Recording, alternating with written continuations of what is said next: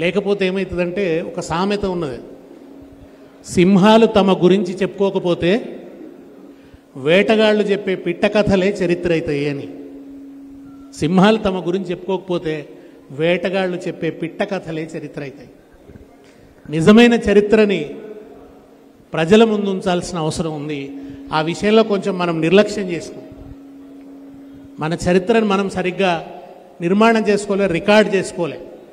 దానివల్ల ఇవాళ ఎవరు ఎట్లా పడితే అట్లా మాట్లాడడానికి అవకాశం వచ్చింది.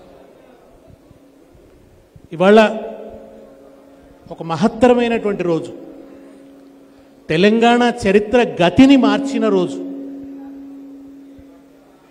ఎప్పటికీ విజయతీరం చేరని ఉద్యమాన్ని విజయతీరం చేరే దిశగా 69లో ఉద్యమం అర్ధాంతరంగా ఆగిపోయింది.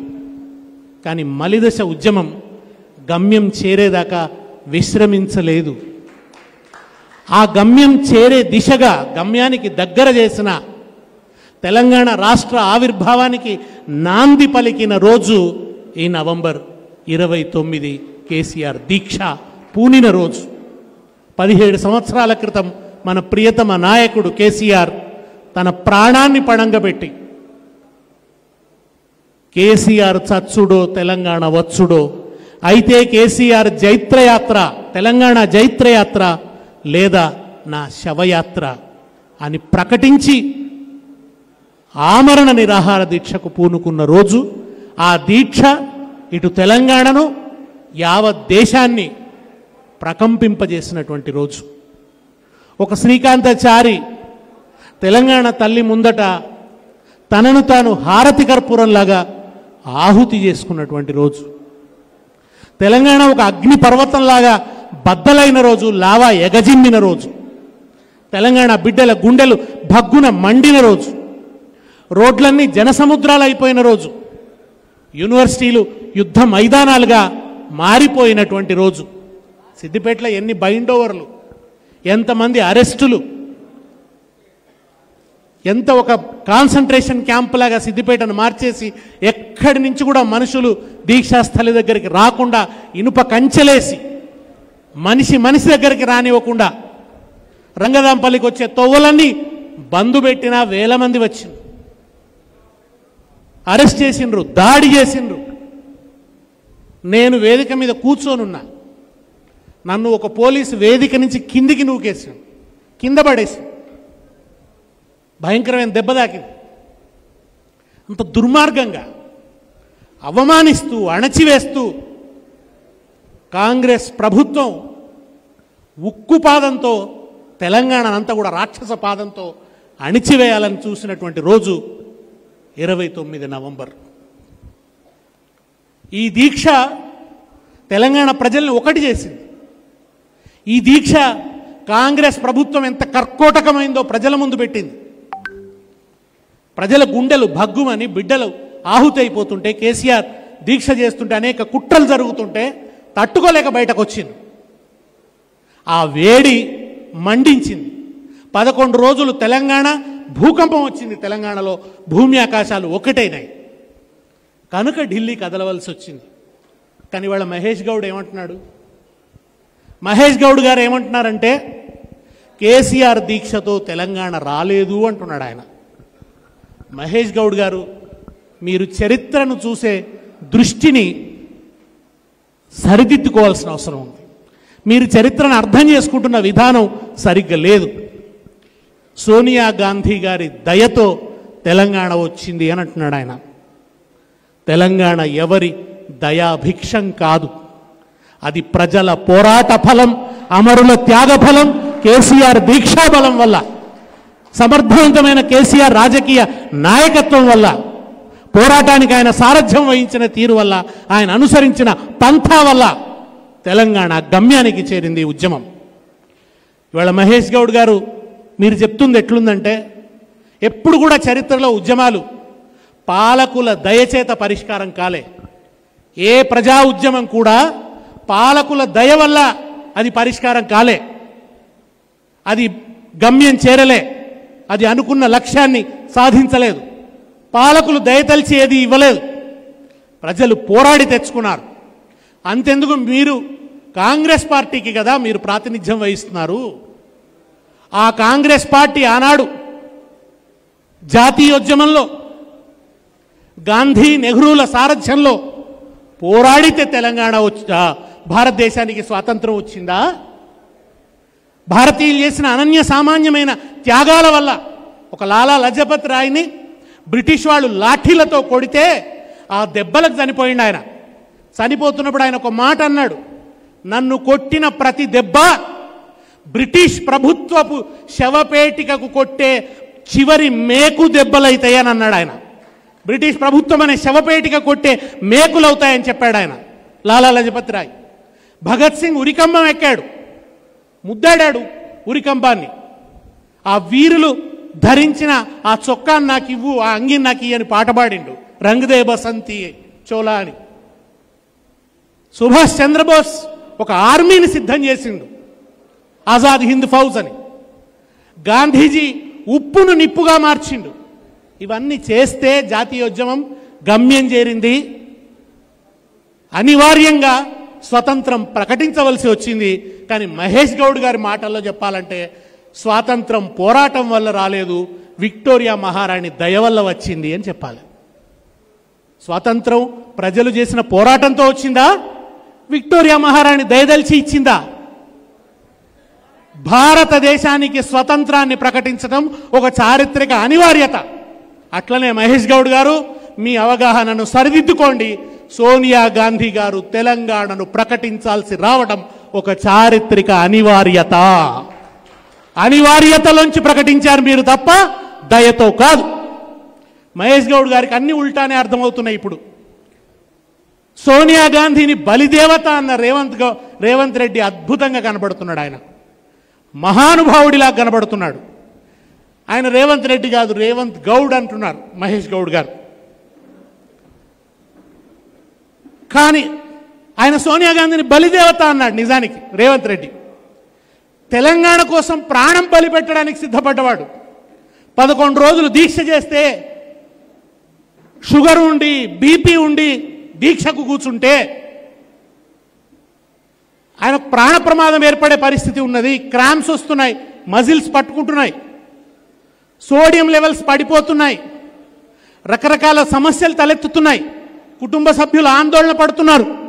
ఒక దశకు వచ్చిన తర్వాత ప్రజలు కూడా కేసీఆర్ ప్రాణాలు ముఖ్యం, చంపుకుంటామా, దీక్ష విరమించమని అందాం. మేమందరం తెలంగాణ భవన్లో మీటింగ్ పెట్టుకున్నాం.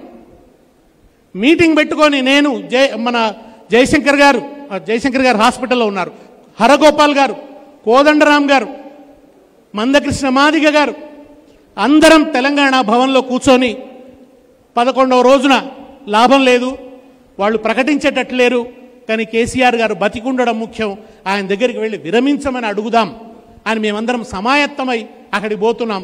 అప్పటికే ఆయన దగ్గరికి పోయి చాలామంది విరమించమని అంటున్నారు. వచ్చిన వాళ్ళల్లో ఆయనను పలకరించడానికి చాలామంది వచ్చేవాళ్ళు.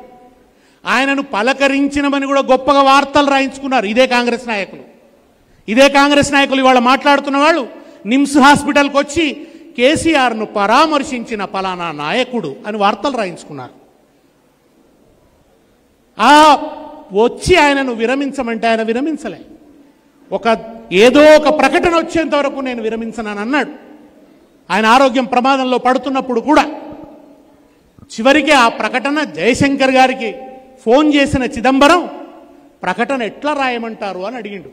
అది ఎట్లా ఉండాలో మీరు చెప్పండి అన్నాడు. ఎందుకు అడిగారు మహేష్ గౌడ్ గారు? చిదంబరం గారు జయశంకర్ గారికి ఫోన్ చేసి కేసీఆర్ గారి దీక్షతో ప్రకటన చేయాల్సి రాకుంటే చిదంబరం గారు జయశంకర్కి ఎందుకు ఫోన్ చేసి అడిగినరు? ఆ జయశంకర్ గారు చెప్పిన విధంగానే చిదంబరం గారు ప్రకటన చేశారు.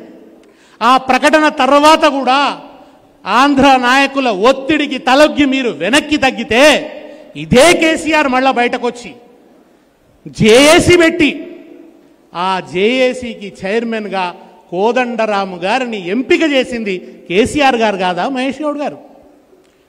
కేసీఆర్ గారు ఎంత విశాలంగా ఉన్నారంటే 25 లక్షల మంది ఉన్న బహిరంగ సభలో, వరంగల్ బహిరంగ సభలో కోదండరామును చూపిస్తూ చెప్పారు. కోదండరాం గారిని చూపిస్తూ కేసీఆర్ ఒక మాట అన్నారు, ఇప్పుడు మనకు ఉద్యమ నాయకుడు కోదండరాం గారు జేఏసీ చైర్మన్గా ఆయన పిలుపిస్తారు, మనం పాటించాలి. ఆయన ఏ పిలుపిచ్చినా మనం సక్సెస్ చేయాలి అని చెప్పినారు కేసీఆర్ గారు.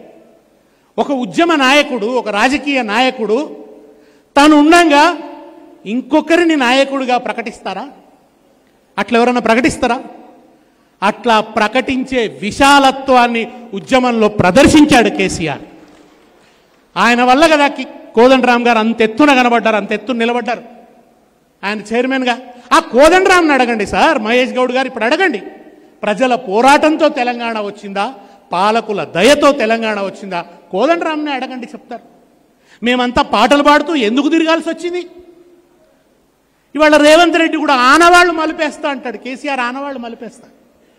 నవంబర్ 29ని మలిపేయాలి ఆయన దృష్టిలో. నువ్వు మలిపేయలేవు రేవంత్ రెడ్డి, నువ్వు మలిపేయలేవు, ఏది మలిపేయలేవు.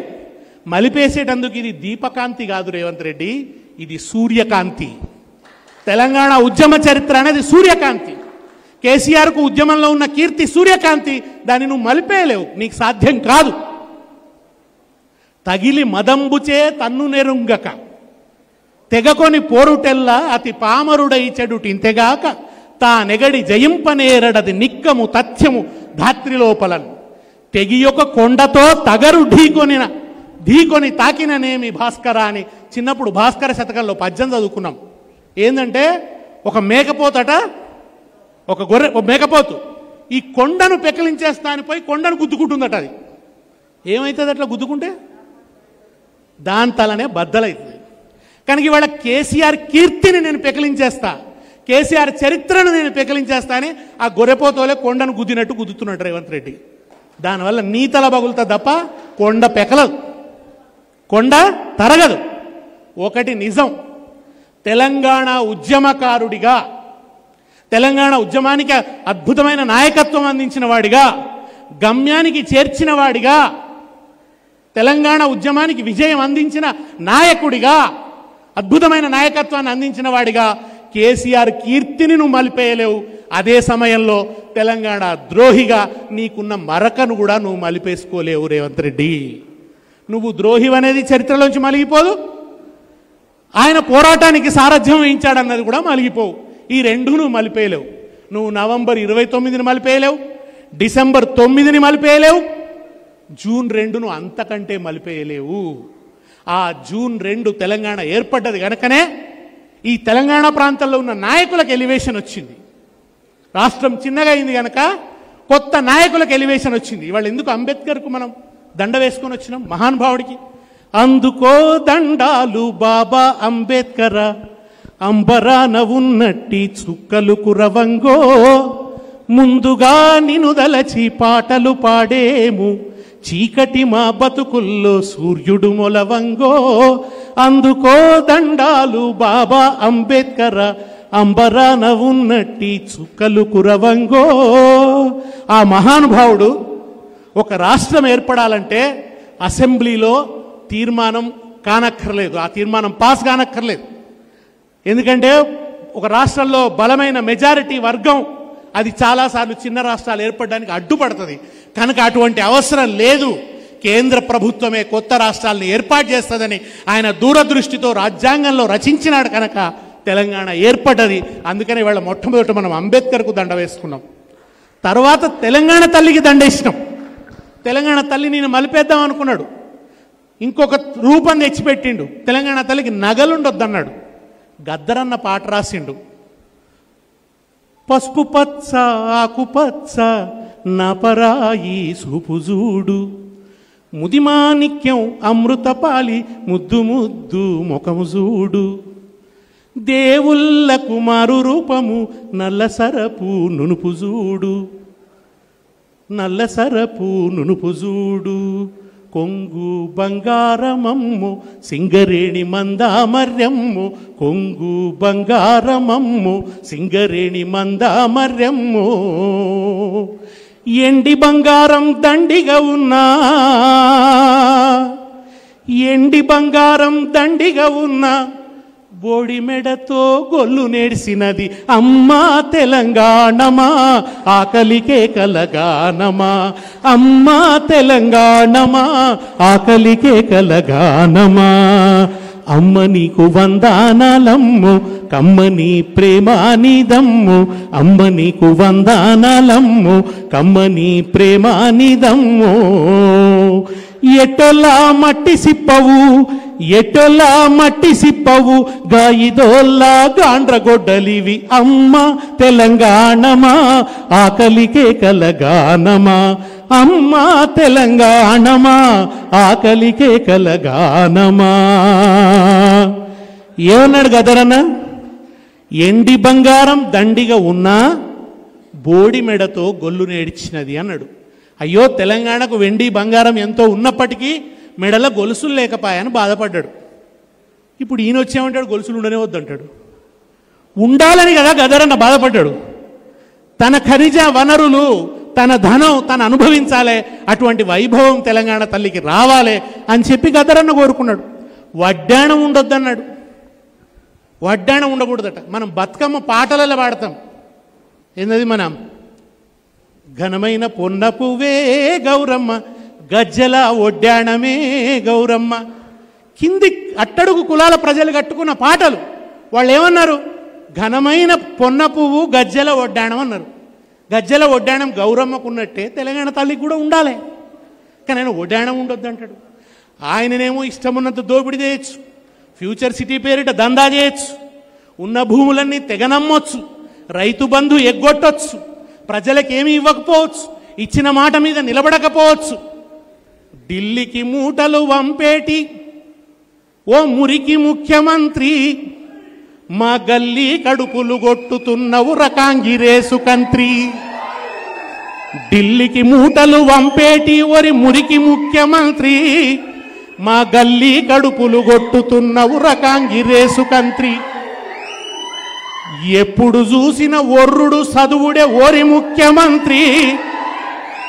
ఒక్క మంచి మాట రాదా నోట్ల నుంచి? ఎప్పుడు చూసిన ఒర్రుడు చదువుడే ఓరి ముఖ్యమంత్రి, నీ కోటు వేస్తే మా కొరిగిందేందిర కాంగిరేసు కంత్రి. ఒక్క అందరినీ మోసం చేసిండు. ముసలోళ్ళను మోసం చేస్తేవి.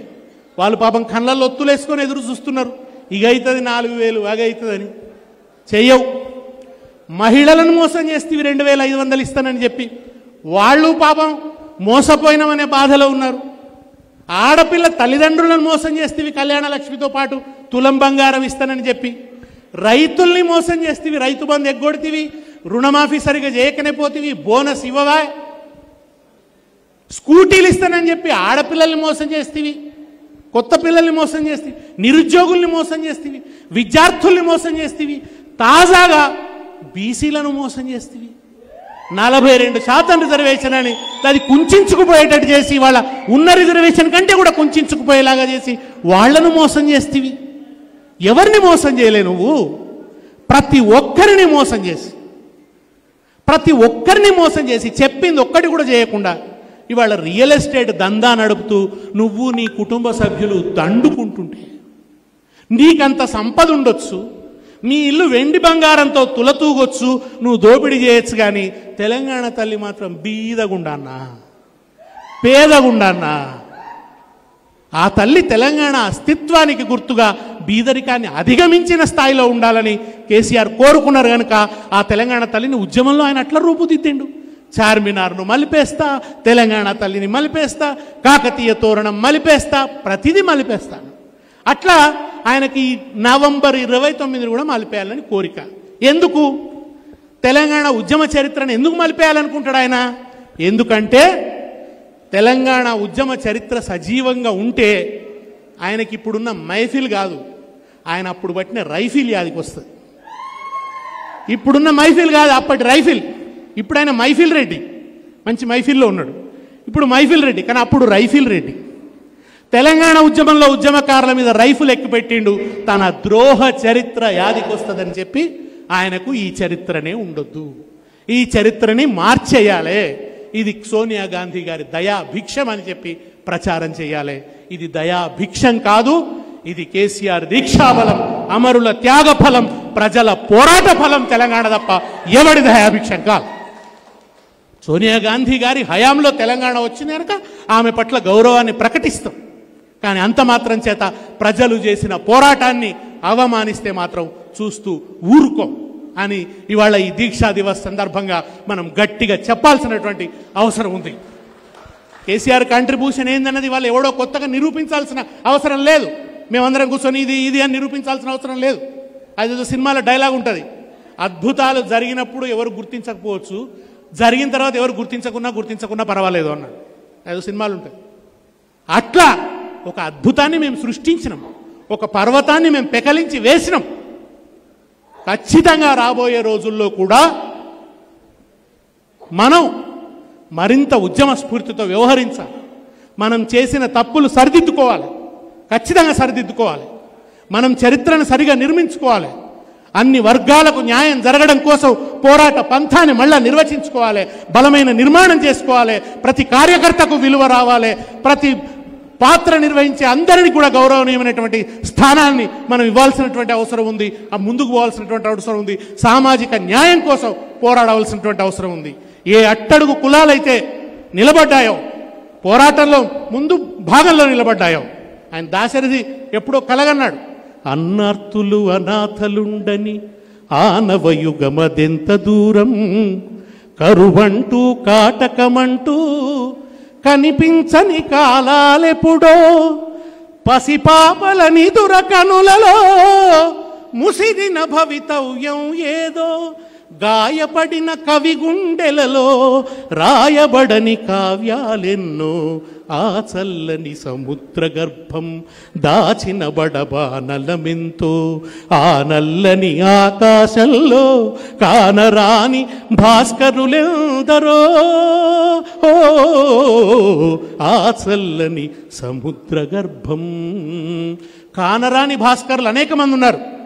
ఉస్మానియా గడ్డ మీద వేణుగోపాలరెడ్డి, ఉడికింద నీ నెత్తురు వేణుగోపాలరెడ్డి, నల్లగొండ నేల మీద శ్రీకాంతాచారి, కమిలిందా నీ గుండె శ్రీకాంతాచారి, తెలంగాణ రాత చూసి శ్రీకాంతాచారి, నువ్వు యాతనెంత పడ్డావో శ్రీకాంతాచారి, నీ బూడిద కుప్ప కూడా శ్రీకాంతాచారి, అది నిప్పులు ఎగజిమ్ముతుంది శ్రీకాంతాచారి, బతికే కొట్లాడుమని శ్రీకాంతాచారి, అది బరిగీసి పిలుస్తుంది శ్రీకాంతాచారి.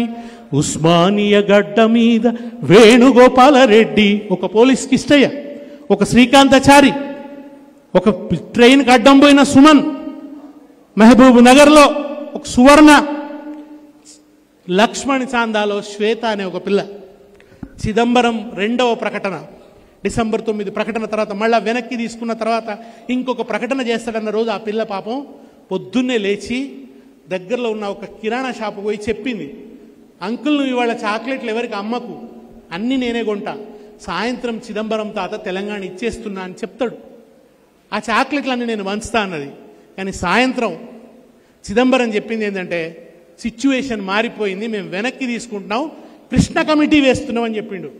కృష్ణ కమిటీ వేస్తున్నాం అని చెప్తే ఆ శ్వేత అనే అమ్మాయి పాపం గుండె పగిలి చనిపోయింది. అట్లాంటి ఎంతోమంది బిడ్డలు, ఎంతోమంది ఒక ఫెన్సింగ్ల మీద పడితే గాయాలైనటువంటి వాళ్ళు, లాఠీ దెబ్బలు తిన్నటువంటి వాళ్ళు ఎంతోమంది, కనబడని సూర్యులు ఎంతోమంది ఉన్నారు. వాళ్ళందరి పోరాట ఫలం కనుక ఇది ఎవరి దయాభిక్షం కాదు. ఈ తెలంగాణలో ఆ అట్టడుగు కులాలకు రాజ్యాధికారం దక్కడానికి, రాజ్యాధికారంలో సమానమైనటువంటి వాటా రావడానికి, సామాజిక న్యాయం సిద్ధించడానికి, ప్రతి బిడ్డకు తగిన గౌరవం లభించడానికి, తిండి లభించడానికి, బట్ట లభించడానికి, అన్ని హక్కులను వాగ్దానం చేస్తూ ఒక నూతన సంస్కృతితో పోరాటం చేయాల్సినటువంటి అవసరం ఉంది.